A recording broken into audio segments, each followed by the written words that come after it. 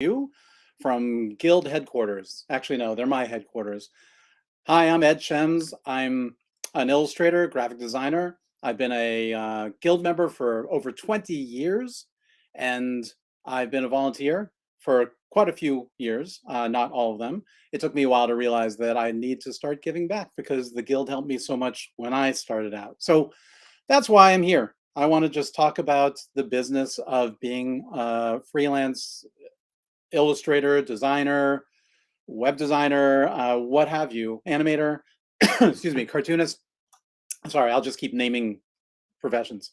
Uh, and it's important to me to be able to answer questions and just talk about some of the important issues. And typically, I'm here with Terrence Moline, who is awesome, and he's the smart part of this duo. But you guys are stuck with me today. But I hope to be able to give you some really helpful information. We'll see. We'll see how I do. It's going to be really helpful if any of you start chatting at me. I will see it. You could be coming to me from LinkedIn, Facebook, YouTube, and Twitter. So anywhere there, if you want to comment, if you want to ask a question, let me know. My official position at the Guild, I'm not a board member. I am the BFF. I'm the BFF of the Guild. And in that capacity, I do whatever anyone needs me to do. I'm on the advocacy committee. I'm on the handbook committee. And so, one of the things that we want to get out to people is how useful the handbook is, because you wouldn't believe how many times I've heard people say they've never heard of the book. Sorry, let's hide that so it's not. There we go. It's more legible now. They've never heard of this book. That is the I don't know, the industry Bible.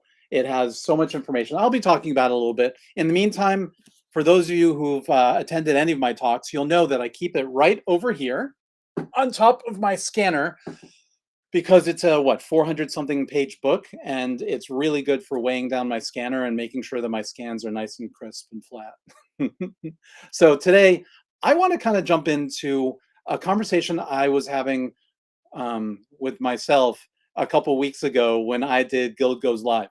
Interim president Yannick DaCosta couldn't make it to Guild Goes Live, so I was on, and that was a live conversation where, and again, I call it conversation. Can you call it a conversation when it's just you? I don't know. If you're listening by now, let me know.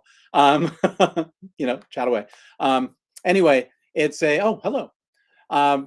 Will the handbook be created in ebook format? We are looking at some options for that. Or if it's not an actual ebook, there might be some options for some of the pricing to be available online behind a paywall, not paywall, but behind a member wall for those who travel who may not be able to take the book with them. And then suddenly you get a job and you don't know how to price it because you don't have the pricing information in the handbook. Mark, thank you so much for that question. So what I want to talk about is when you're starting out, or actually, you know what? It doesn't even have to be starting out. A lot of us don't realize the control that we have over our work. And it's important for you to recognize the value that your work brings to your clients.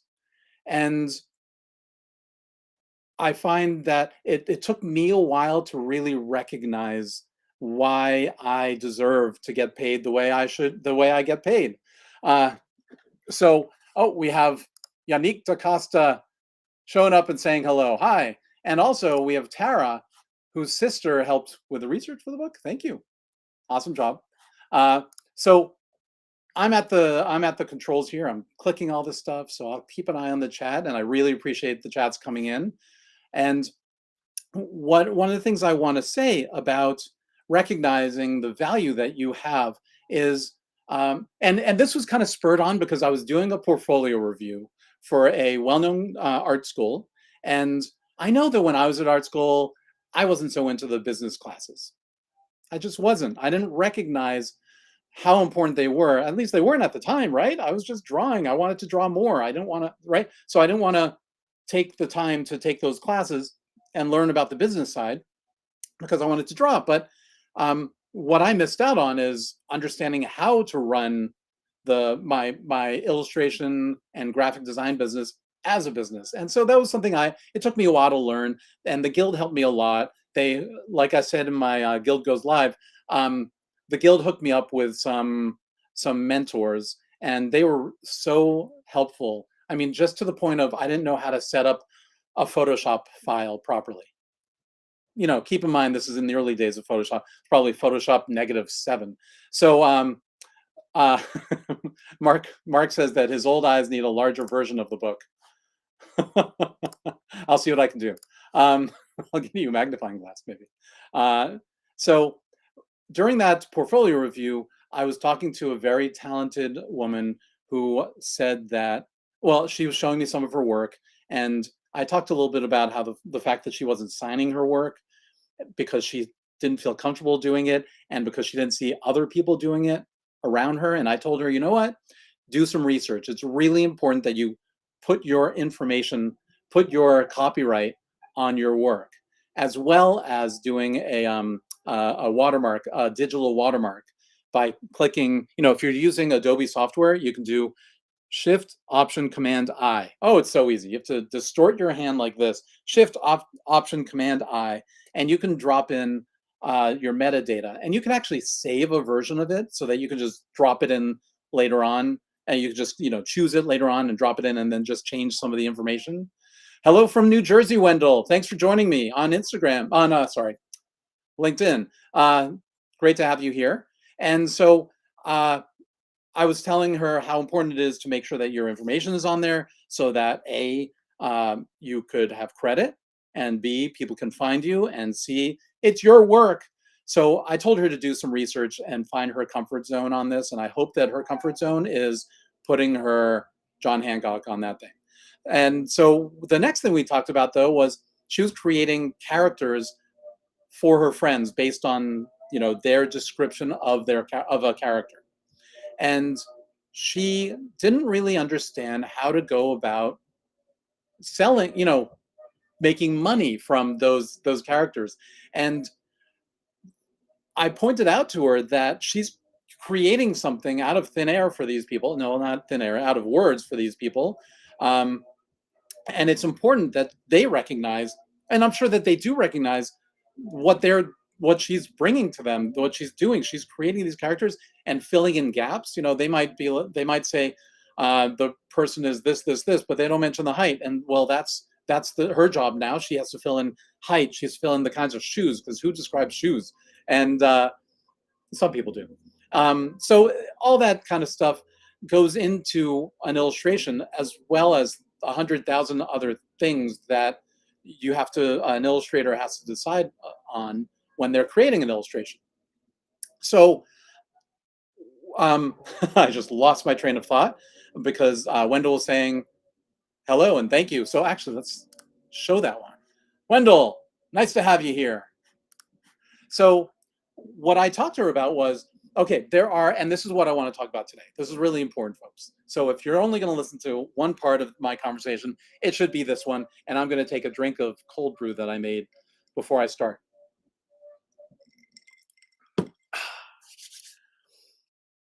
There are so many there are so many rights that you can hold on to your work, and I'm talking mostly for illustrators, cartoonists, and I went about checking, kind of looking through the book for that kind of information, and I found, like, really quickly on page 16 and 17, there's a checklist of things to ask, things to talk about with your clients. And now I want to remind you that a friend is a client, a family member is a client.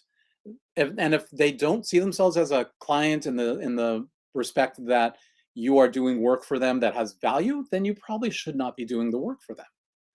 So here's some of the questions that you want to ask. This is on page 16 of the handbook, and it's just a preliminary checklist for negotiations. And negotiations doesn't have to mean like you all meet at a meeting table and you shake hands and you sit down and you're wearing a formal wear, and you bring your own coffee. It can mean through email, it can mean through Zoom, it can mean just a conversation. Okay, so Obviously you want things like client info, primary client contact person. Who's the person you're dealing with? One thing I want to add here is you also want to find out how many people are you dealing with? Is it just this one person is the decision maker, or are they going to take it to a committee and 10 people are going to have 50 points of view on your illustration or the style? So you want to know this right off the bat because it'll tell you, how much harder it's going to be if there are 10 people who have to weigh in. What creative services are needed? What subcontracted services? Okay, so this is a little, the next step is if you're doing something where, let's say you're a graphic designer and you're creating a, I don't know, let's just go simple, like a business card, and the client wants an illustration on it. Well, you need to hire out for an illustrator. Luckily, I'm an illustrator and graphic designer, so I can do both. Anyway, you'll want to hire someone out like me, so that would be a subcontractor. And it's important to start meeting some of them and start introducing yourself to other people in the community. So my favorite quote from Jessica Hish is, "Do what you do best and delegate the rest." Delegate means that you're using subcontractors. What are the deliverables? What do you need from me? Quantities, print run, or quantities can be how many illustrations do you need. Quantities can be how many versions of a business card. Again, we're going to go simple. Do you need? So then let's see. Who do I need to coordinate with? What existing brands do I need to coordinate with? What are the deadlines? So by when do you need the final? And you can say the final might be the business card. So you then have to work backwards and say, okay, well then we need to have sketches approved by this time. And if you can't approve them by this time, then it might push out the final deliverables. Yes, delegation is I'm going to click on that. Yes, delegation is a must. We're just going to leave that up for a little bit.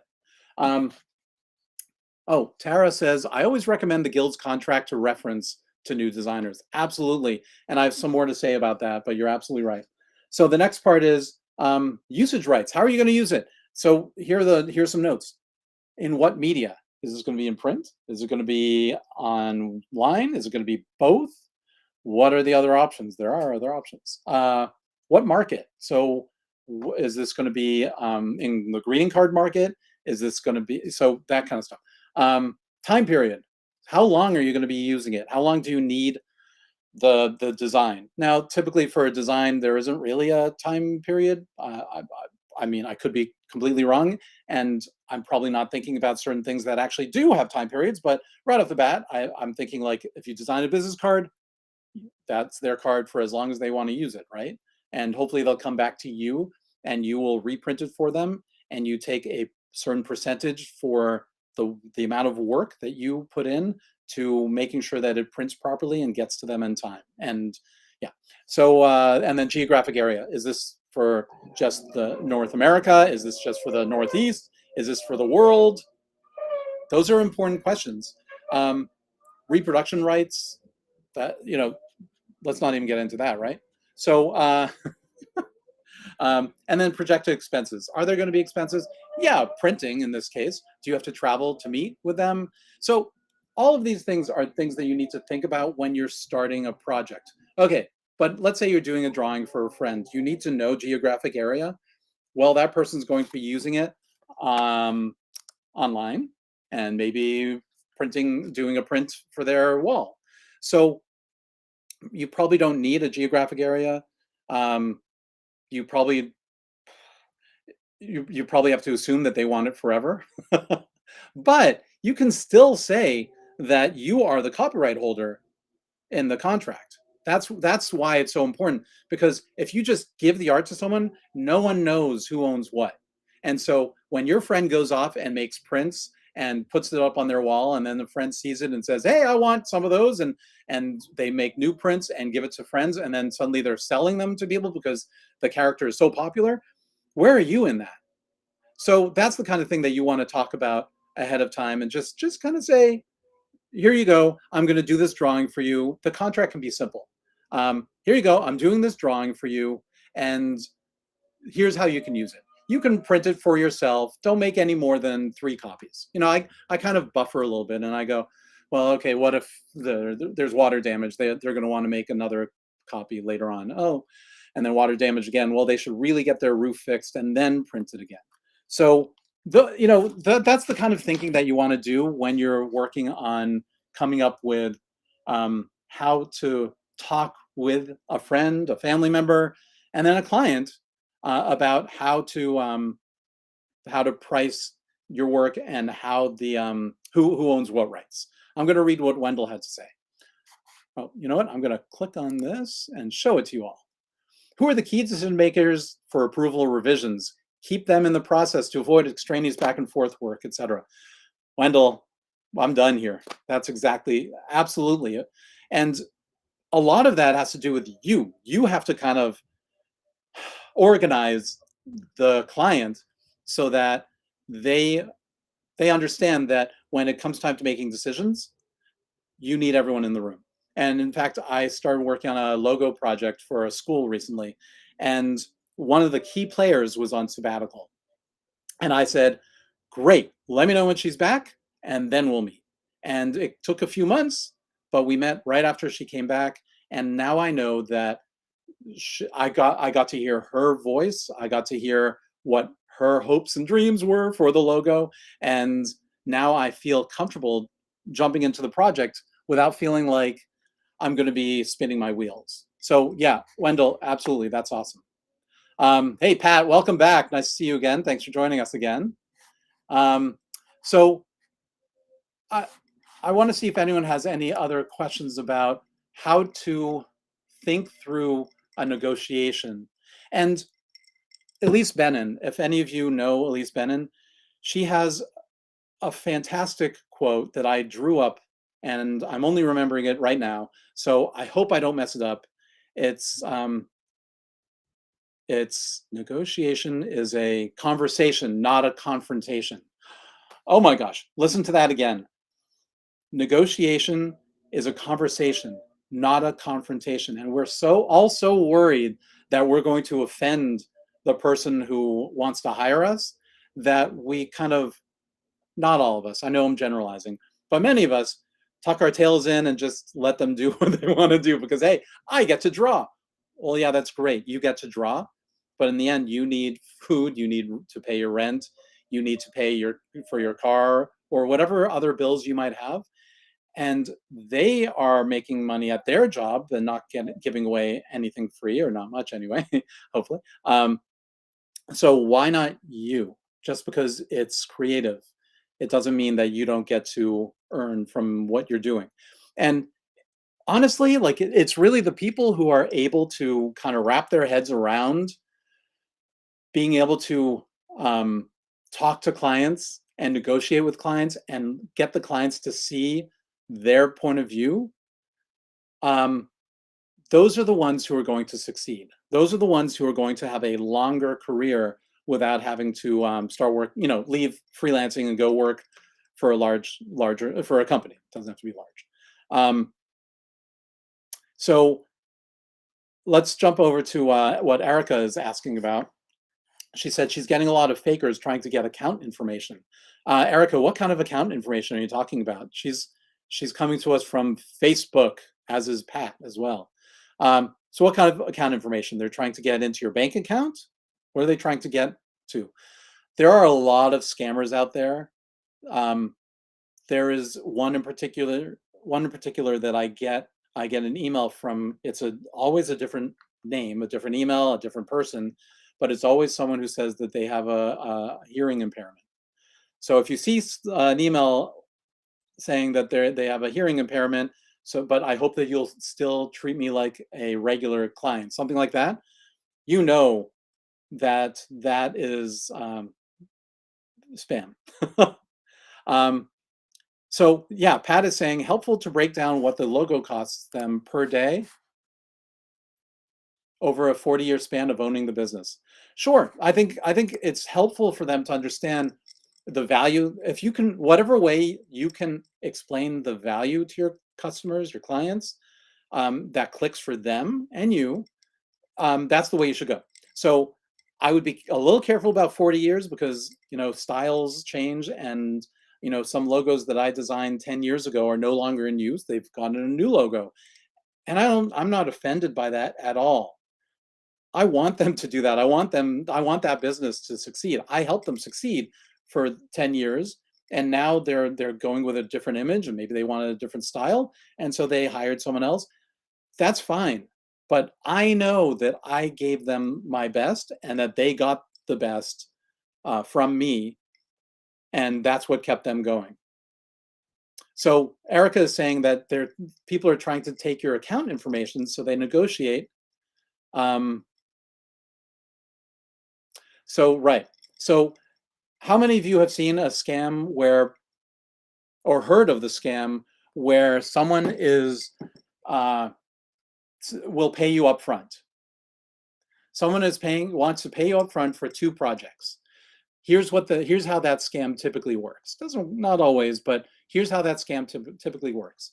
They will send you, let's just say that you quote them $1,000 for each project. They say, okay, I'm going to send you $2,000 so that you can do both these projects. Here's project 1. Can you start that, please? They send you the money. You put $2,000 into your bank account, or I think it's before it clears.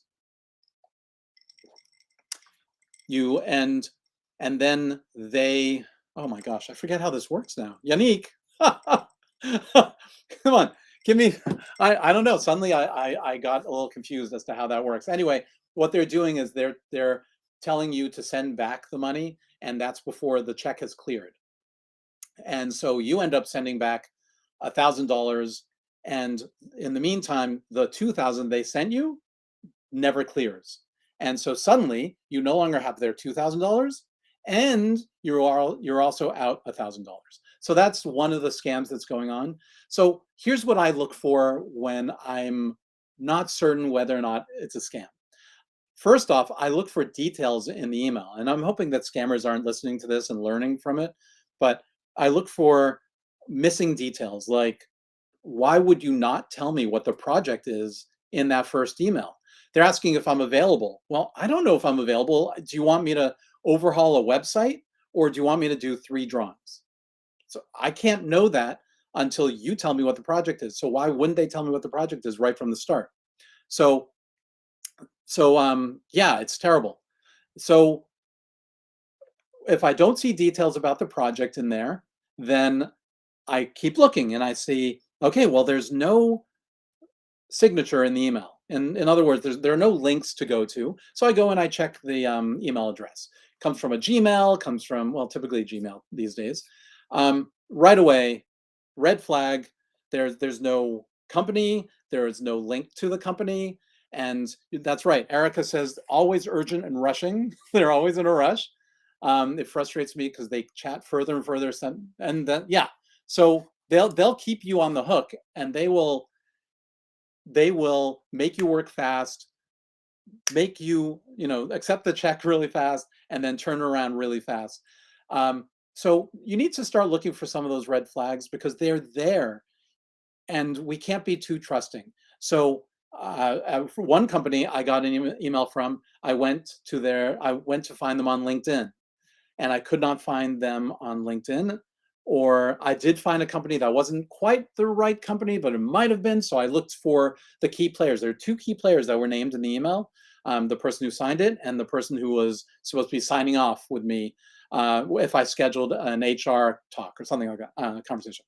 So I went to LinkedIn and I could not find either of those people. Went to that website. I could not find either of those people, and I was done. That's it. I'm sorry, but I cannot afford to be overly trusting.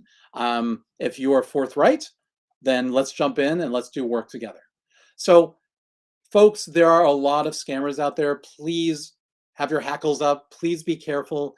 If you have any concerns about it, you can talk. Why don't you send a message to the Guild through social media? Send them, I don't know, a link, and we can take a look at it, or send it to me. I'm everywhere as @EdFredNed.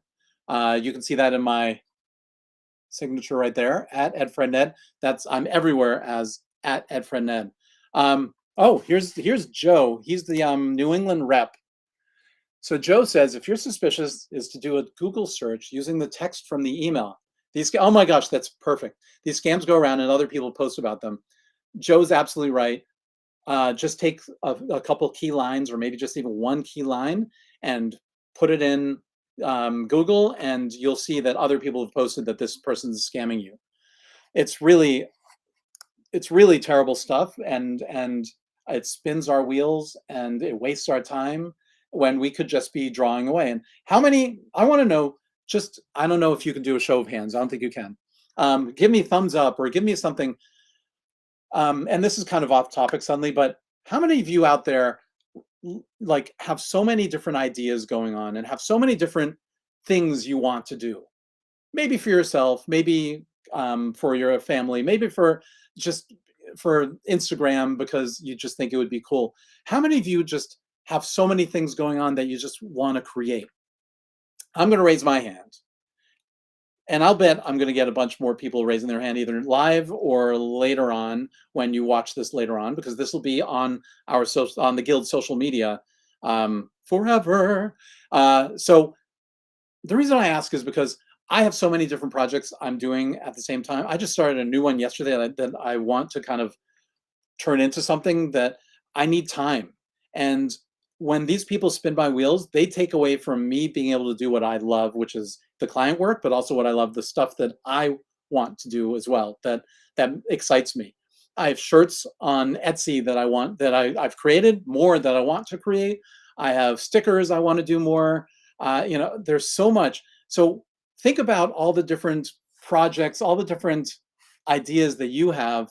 Oh, Pat, shitloads all the time. Exactly. Think about all the projects that they're keeping you from, and really be careful out there, folks. I'm going to read a message from Mark through YouTube.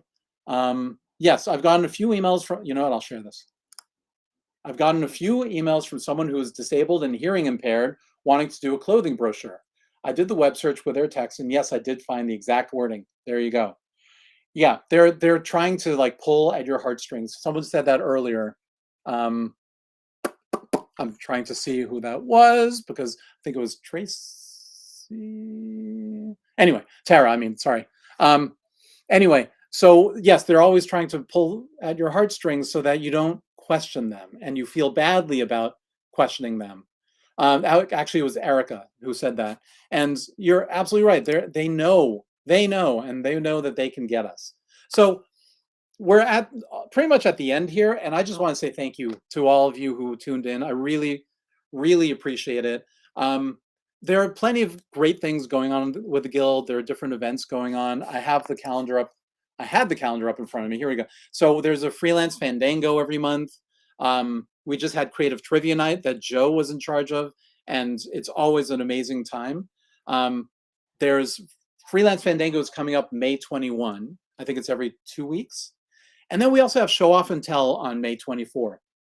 And that's one of the events that I participate in as well. And it's a really great time to just kind of show up. Well, you have to register ahead of time because we only have so much space. You show up, you show off. You can show off your work. And the whole purpose of it is to give us all an outlet, is to give us someone to talk to, someone to show our work to, someone just to build community, because we all need it. And it's so important that we make sure that we are surrounded, or at least on a couple sides, surrounded by people who know what it's like to be a freelancer, who know what it's like to be a creative, who might even know what it's like to create something similar and what they did with it that brought them fame and money, or whatever it might be. And Mark, thanks for following and subscribing. Really appreciate it. So there are so many events going on. Or you could just pick up the handbook. This book is awesome. You can see how many bookmarks I have. And it's funny because if you watch along, maybe I should do this every time. If you watch along to some of the online conversations I have, you'll see that more and more bookmarks keep getting added in here. And I use like little Post-its to kind of stick down. I designed my own bookmark as well, and I use that sometimes. Here's a postcard I did for the Guild a bunch of years ago. I'm going to lose the page. So, this is about the advocacy efforts of the Guild, because we advocate on behalf of artists everywhere. Artists' rights, right there. That I use as a bookmark. So you'll notice that more and more bookmarks get added here, and maybe I should take some away because I'm going to start losing, focus, which is really easy. Hey, speaking of which, let's talk about ADHD next time or another time. So thank you all so much. I really appreciate you showing up here. Let other people know about the Guild. Check out the handbook. You could just go to the website and find a link to the, click resources or something like that, and you can find it there. Click the calendar on the website, and you can find all the events going on for May and then for June and all that stuff. So I want to thank you all for coming. Erica, thank you for showing up as well. Pat, Mark, thank you. And Wendell, thank you so much. Joe, great to have you here. Yannick, always wonderful to have you. And, maybe we'll have Yannick on here sometime to have a conversation with me and Terrence, or just me, or just Terrence, or whoever, because I love the way she thinks through her business, and she comes at it from a very Jessica Hish kind of direction. Do what you do best and delegate the rest. And she does a lot of things best and still finds other things to be able to delegate. So Yannick, we're going to have you on sometime. You know it. Take care, everyone. Have a great day. Have a great week.